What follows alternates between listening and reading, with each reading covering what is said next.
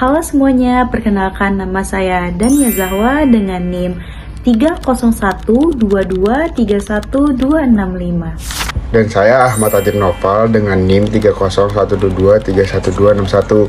Kami dari Fakultas Ekonomi dan Bisnis Universitas Muhammad Husni Tamrin.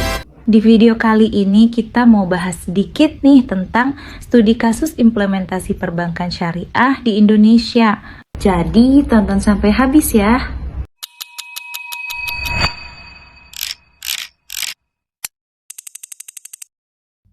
Wak, kamu tahu kan kalau Indonesia itu punya modal gede banget buat keuangan syariah? Populasi muslim kita itu menembus 231 juta jiwa lebih, alias sekitar 87%. Iya, potensinya masif banget buat produk keuangan tanpa riba.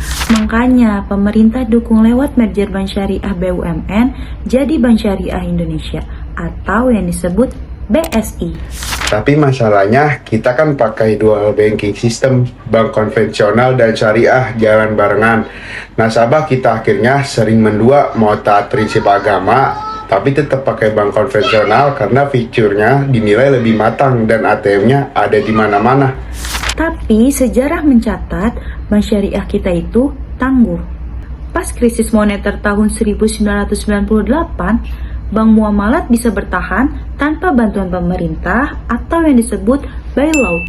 Dari situ lahirlah regulasi yang memperkuat sistem perbankan ganda. Nah, puncaknya pas merger BSI tahun 2021.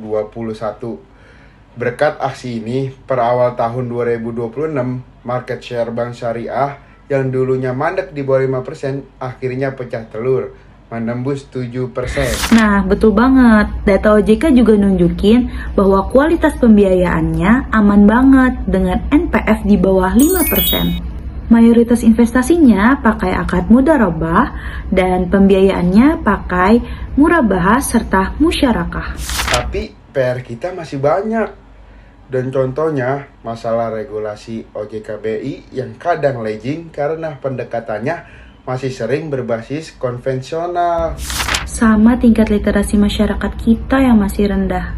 Masih banyak yang kena stigma halal-centric pasif loyalty.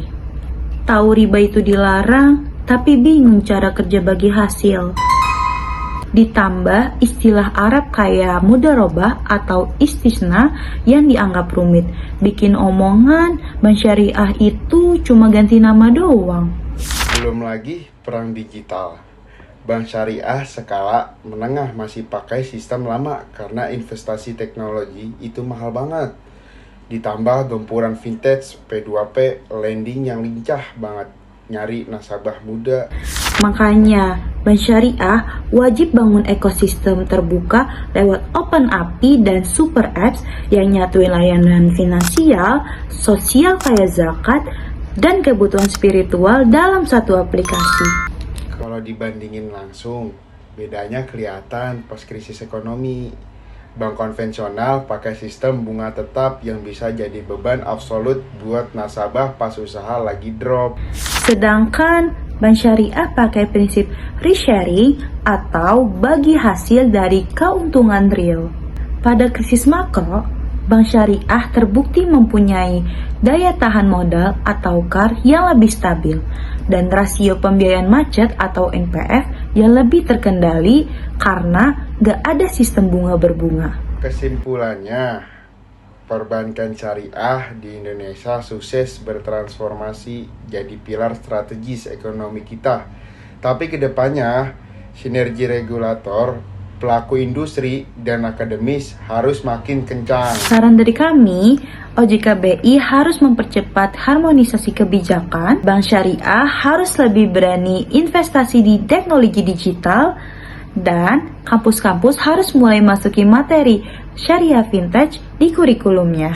Oke, itu dia obrolan singkat dari kami berdua. Semoga bermanfaat dan menambah wawasan kalian ya. Terima kasih dan sampai jumpa. Bye-bye. Bye-bye.